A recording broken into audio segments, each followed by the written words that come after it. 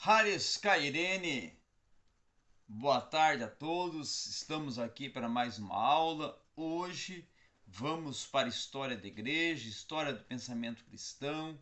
Vamos dialogar sobre esse transitar histórico de cunho não só eclesiológico, mas também teológico.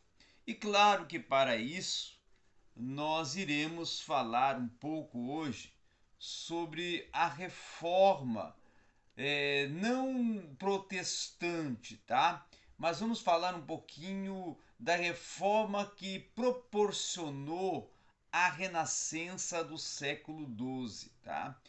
Vamos falar sobre o sentido, a propulsão e os legados e resultados proporcionados pela renascença do século XII, tá? Mas antes, se você não é inscrito no canal, se inscreva, dê sempre seu like, compartilhe o link e sempre colabore conosco. Muito bem, o século XII ele trouxe consigo uma nova era na história do pensamento cristão, porque o despertar teológico, que foi até interrompido com relação ao caos e à decadência que varreram o Império Carolíngio, agora ele já estava gerando os seus frutos, não mais sob uma sombra de um grande império, mas em uma igreja que, mesmo sendo reformada e clamando por direitos e autoridade de seus próprios príncipes, monarcas, né? Acima daqueles até dos que eram os mandatários, tá? Os responsáveis pela religião. As novas condições sociais e econômicas que estavam sendo resultado de um desenvolvimento do comércio e de um crescimento expressivo das cidades, ela vai mudar o centro da atividade teológica dos monastérios para as escolas catedrais urbanas que estavam sendo antecipadas, o que seria ou que iria proporcionar as grandes universidades do século XIII. O ano 1099 depois de Cristo, o último do século XII, ele vai marcar também a morte de Urbano II. Já a queda de Jerusalém para os exércitos desta primeira cruzada e a morte, vamos dizer assim, de Cid da Espanha, que era um dos monarcas da Espanha, ele vai conduzir o século, introduzindo esse século por eventos que nós podemos dizer que foram marcados pelo início do período gótico, tá? Que é, vamos assim, caracterizado, retratado pelo amor romântico do reino latino de Jerusalém, dentro do que é proposto como uma assertiva dos romances de Bernard Clairvaux, quando ele escreve sobre a sabedoria dos árabes, tá? O precursor de Anselmo de Canterbury, ele vai entrar dentro do contexto histórico do pensamento cristão a partir do ano 1100 depois de Cristo, tá? Anselmo vai nascer em Piemonte, dentro de um período, né, de um momento histórico das diversas peregrinações, ou dos diversos anos de peregrinações, conjuntamente com a fama de Lanvranc, tá? Finalmente, vai ocorrer que esse monastério de Bec, na Normândia, ele vai ser marcado também por um renomado professor que vai atrair os discípulos de regiões distantes. Já no período em que Beck ele vai escrever a maioria de seus trabalhos, como o Monologium, que é considerado monólogo, e o Proslógio, que é considerado o prólogo, né? Sobre o gramático e também sobre a epístola da encarnação do Verbo, ele vai ser apontado pela diocese de Cadurberris em 1093 d.C. como o propulsor de diversos pontos, especialmente sobre a questão das investiduras dos leigos, tá? E no ano 1097 d.C., ele vai se afastar em um exílio voluntário. E vai ser nesse momento, durante esses 3 anos de um período de exílio, que ele vai escrever Porque Deus se tornou homem. Bem como também ele vai tratar sobre a concepção virginal e o pecado original e sobre a precedência ou a procedência do Espírito Santo, tá? Então, essa marca e esse retorno e essa participação de Canterbury vai deixar um registro, vai deixar um legado, vai deixar um documento, vai deixar um acervo que vai resultar mais tarde no encaminhamento ou na fomentação do método teológico de Anselmo, tá? Que vai consistir em propor um problema teológico e depois resolvê-lo não como base na autoridade da escritura ou dos escritores antigos, mas pelo uso da razão. E esse é um tipo de problema que ele geralmente vai propor não como uma mera questão especulativa, mas como, ao contrário, como uma posição errada de um herético, que foi Anselmo no caso, ou de um incrédulo que precisa ser refutado. Ele não vai começar com as pressuposições que tal herético, no caso Anselmo, ou incrédulo, estava defendendo. Então, à primeira vista, esse método ele vai dar a impressão que Anselmo é simplesmente um racionalista extremado e que ele vai de fato tentar provar racionalmente doutrinas tais como a Trindade, a encarnação e a maioria das teologias posteriores, insistindo que elas estão além dos limites da razão humana.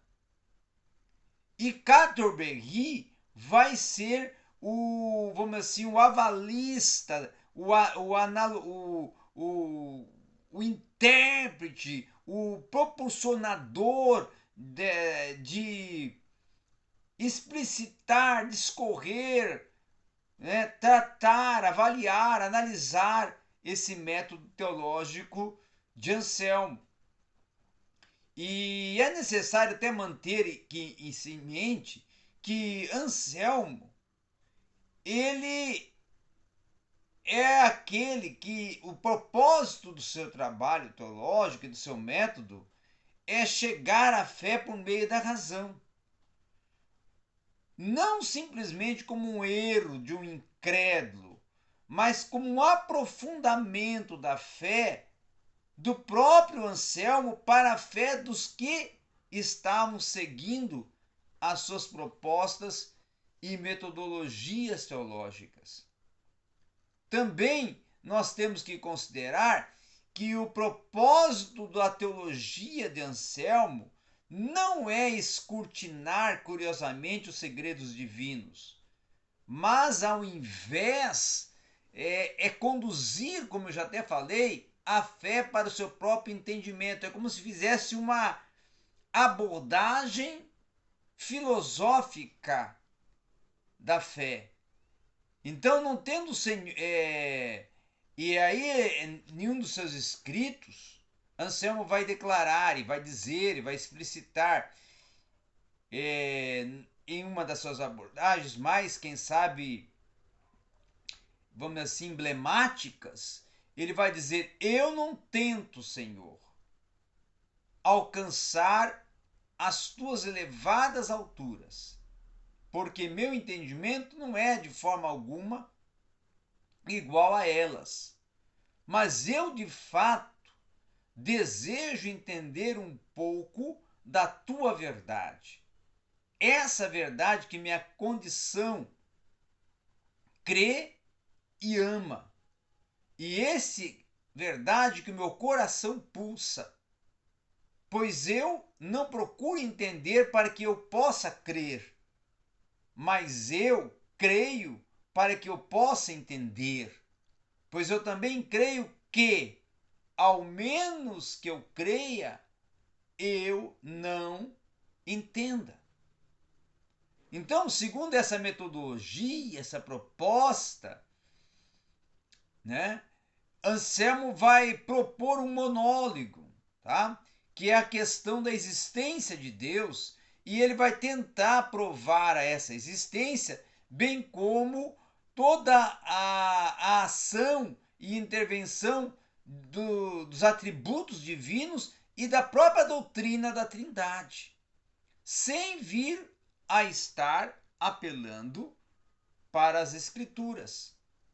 Então, seus argumentos vão ser argumentos muito confrontados, porque eles podem ser condensados em um se as coisas até de diferentes graus de bondade, de ser, de valor, de existência, devem ter uma condição de supranatural, né? Por exemplo, no caso do ser, pode-se dizer que as coisas são porque elas participam ao ser, à sua existência. E isto é, elas então subsistem.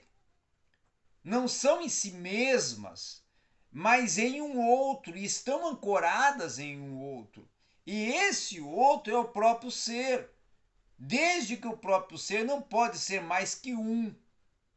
Pode-se dizer até, além disso, que este é o supremo ser ou o mais alto bem. Então, o próprio Anselmo, ele estava insatisfeito com esse argumento, não porque o mesmo parecesse errado para ele, mas ao invés, porque era muito complicado e iria requerer diversos passos até sucessivos para ele. Após uma longa procura, um argumento mais simples, então ele vai acreditar que essa descoberta vai expor no proslógio, que mais tarde seria chamado de o argumento ontológico. E no proslógio, Anselmo vai tentar descobrir por que o Salmo 13 declara que é o tolo que nega a existência de Deus. E o que implica dizer até que por esta negação, ser uma negação até considerada tola, a sua conclusão é o argumento a seguir, que necessita ser lido até de uma forma cuidadosa, que é o argumento que vou tratar agora. Que é o argumento que ele vai expor em uma das suas obras, num dos seus escritos, Anselmo, dizendo que mesmo o tolo, então é forçado a concordar que existe na mente algo em relação a que nada superior pode ser pensado. desde que ele compreenda esse conceito quando o ouve, e tudo quando é entendido está na mente. Então, certamente, aquilo em relação a que é superior não pode ser pensado, não pode existir apenas na mente. Pois, se existisse somente na mente, poderia ser concebido como existindo também em realidade o que seria até superior. Se então aquilo em relação a que em superior não pode ser pensado, existe, apenas na mente esse mesmo em relação um superior não podendo ser pensado em aquilo em relação a que um superior pode ser pensado. Mas isto é obviamente impossível, portanto, não existe absolutamente nenhuma dúvida de que algo em relação a que um superior não pode ser pensado, existe também tanto na mente quanto na realidade. E aí, mais tarde, o tratado de Anselmo, e nesse mesmo tratado, ele vai fazer uma defesa e vai insistir em um argumento em que ele vai mostrar que este ser, que é tal, que nada é superior, pode ser concebido e também é o Deus e também é o Criador. Então, essa existência verdadeira, essa defesa da existência verdadeira de Deus, de uma forma racionalizada, de uma forma epistemológica, é a grande proposta do Tratado de Anselmo. E até como era esperado, dentro desse argumento apologético, ele não vai aceitar simplesmente um questionamento, pelo contrário, ele vai suscitar um vigoroso debate filosófico e teológico, bem como várias interpretações, tá? Que vão ser propositivas para uma discussão sobre uma argumentação que mais tarde vai ser, vamos dizer assim, um resultado ou uma motivação de diversas objeções. Tá? Vai resultar em diversas objeções. Então, a objeção, por exemplo,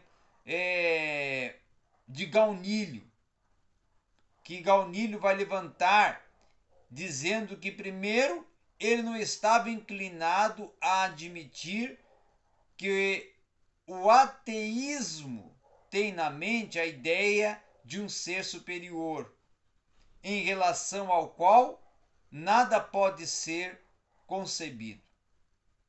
Segundo, ele vai objetar a maneira pelo qual Anselmo muda a ideia de tal ser para a sua existência.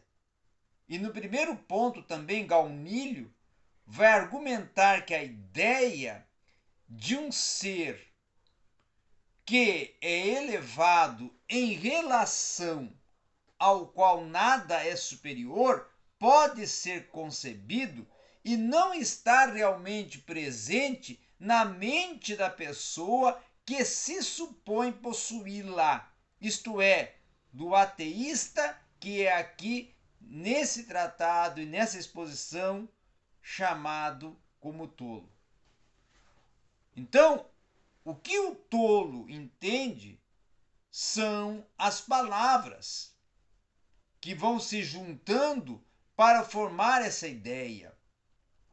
E neste caso, que as próprias palavras serão difíceis de entender, é que vai ser acima de qual nada mais pode ser concebido e nada pode ser próprio e ser entendido pela mente humana de uma forma que possa ser analisado de forma a extrair as conclusões a partir da sua própria essência.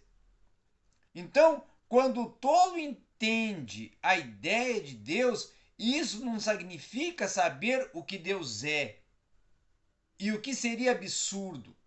Portanto, o que é preciso ser considerado é que não pode se existir ou se extrair nenhuma conclusão de tal ideia da mente do tolo, tá?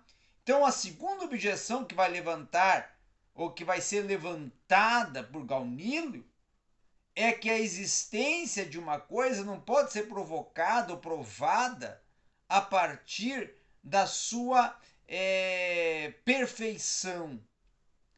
Supondo, por exemplo, que alguém que tem a ideia de uma ilha, que é a melhor ilha possível, vai significar que tal ilha deva existir, porque se ela seria menos perfeita do que aquelas que de fato existem, certamente não. Então, tal argumento seria apenas uma proposição por alguém não tolo, mas quanto o tolo que disse que não a Deus. Então Anselmo vai responder a essas objeções na sua obra e na sua defesa contra Gaunilio. E a sua primeira objeção, Anselmo vai responder que esse ser elevado em relação ao qual nada se torna superior pode ser concebido e pode ser de fato mostrado pela fé do próprio Gaunilio. Então, Gaunilio, ao objetar Anselmo e Anselmo a refutar Gaunilio, constroem um tratado teológico de cunho não só teológico, mas filosófico, desenvolvendo ali uma teologia filosófica, uma teleologia. Por isso que Anselmo é considerado e é estudado dentro da filosofia e é considerado um dos pais da filosofia como um teleólogo, ou seja, um proporcionador de uma teleologia, que é um segmento ou um elemento ou uma parte ou uma área específica do estudo da filosofia que estuda a dimensão lógica de Deus no aspecto da racionalidade, racionalizando a existência de Deus dentro de um tratado e de uma posição filosófica. Então é essa participação dentro do contexto histórico, não só da teologia como do cristianismo, mas como também da filosofia, que Anselmo vai ter um grande contributo, não é? E que Cantorbéry vai ser um proporcionador dessa continuidade. Obrigado a todos.